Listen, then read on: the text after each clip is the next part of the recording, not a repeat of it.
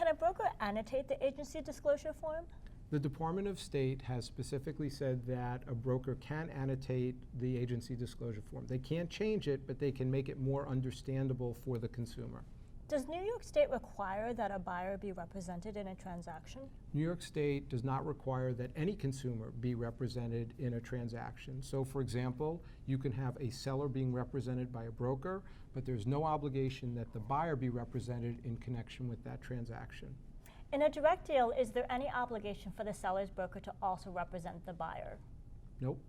A buyer can come to an open house, for example, where the seller is obviously represented by one broker. The buyer would like to make an offer, and there is no obligation for the seller's broker to represent that buyer other than the seller's broker has to disclose that the broker represents the seller. There is no obligation to create dual agency.